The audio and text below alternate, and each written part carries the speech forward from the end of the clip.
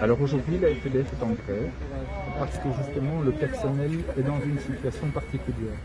Nous passons maintenant en dessous de 30% de personnel nommé, donc qui a un statut de fonctionnaire de service public. Ça soulève énormément de problèmes, d'autant que nous sommes dans un contexte où des licenciements irréguliers ont eu lieu, donc il y a une pression supplémentaire qui fait grève, et qui montre bien que le statut de fonctionnaire pour du personnel qui fait de l'information quotidienne, qui fait quelque part de l'éducation permanente, qui prend des risques, que ce soit en Belgique ou à l'étranger, ce n'est pas un luxe. C'est une nécessité pour pouvoir accomplir ces missions. La RTBF est restée tout au long de la crise sanitaire, a été retenue dès le premier jour comme entreprise essentielle. Néanmoins, alors que le statut est inscrit dans ses normes, ça fait 25 ans qu'elle n'a plus recruté au statut, ça fait 25 ans qu'elle n'a plus régularisé. La situation actuelle, c'est que le conseil d'administration de la RTBF reconnaît que nos normes ne doivent pas être changées, mais dit qu'elle ne peut pas les appliquer parce qu'elle manque d'argent. Or, la dotation de la RTBF constitue un tout, c'est là-dedans qu'on va chercher les salaires et c'est avec ça qu'on va produire des émissions. En gros, que se passe-t-il aujourd'hui? La RTBF est en train de produire des programmes avec l'argent des pensions de ces travailleurs qui auraient dû être nommés. Nous avons déposé un plan de remise au statut progressif. C'est important de le dire parce que nous ne demandons pas du jour au lendemain que l'ensemble du personnel de la RTBF soit remis au statut, ce qui créerait quand même un gouffre financier si c'était mal géré. Nous demandons qu'on remette progressivement au statut, à concurrence de 45% de façon permanente, dont les gens rentreraient en étant contractuels, auraient une partie de leur carrière comme contractuels, mais auraient la garantie d'être nommés au minimum 10 à 15 ans avant la fin de leur vie professionnelle et avant l'âge de leur pension.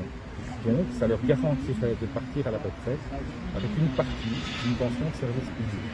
C'est ce que l'on appelle un plan de compromis.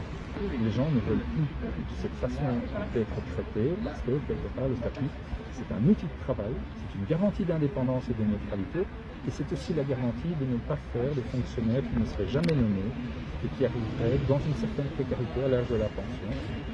Et le mot précarité, on le définit par la capacité à pouvoir rentrer à un moment donné dans un home, dans des conditions économiques qui sont faisables. Ici, on est en train de parler de gens qui auraient des carrières complètes, qui n'auraient jamais été nommés, et qui se retrouveraient avec des moyens économiques insuffisants quand ils partiraient à la pension. C'est une des choses que nous voulons éviter, et ça ne se réduit évidemment pas à l'aspect pension. À la FEDF, c'est le conseil d'administration qui est censé prendre les décisions. Il a réagi. Il nous a dit « je ne remets pas au statut parce que je n'en ai pas les moyens, mais je n'en conteste pas le principe ». Nous avons droit à cette magnifique déclaration qui est « nous voulons respecter le principe du service public » et notre réponse qui est « commencez déjà par en appliquer les normes ».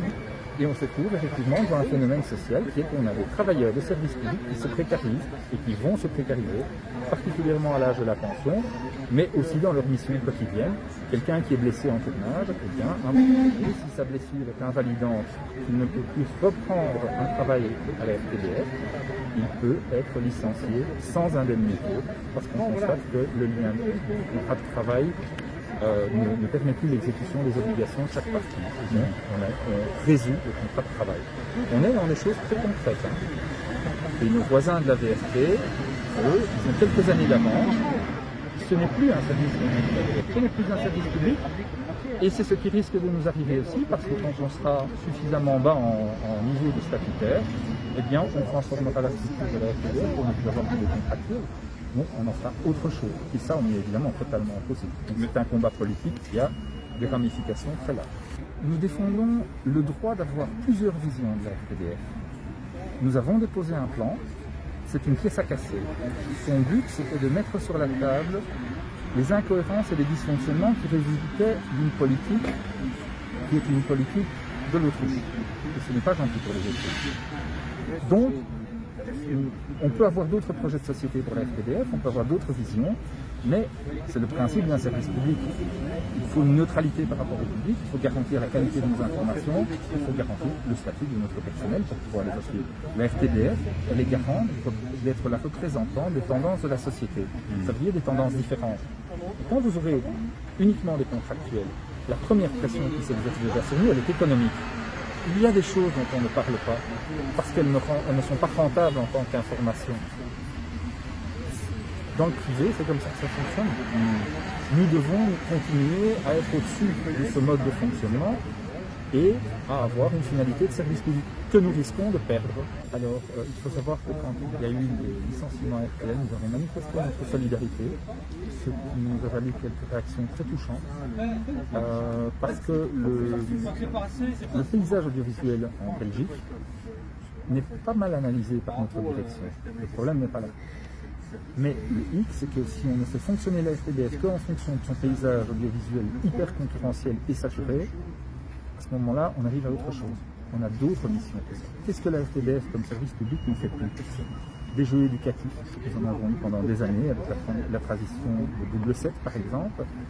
Nous faisions des émissions qui étaient vraiment des émissions très particulières. Et nous devons travailler à continuer et à construire notre mission de service public avec d'autres critères que les critères volumétriques, parce que nous sommes aussi dépendants de la publicité, en plus du montant de notre dotation publique.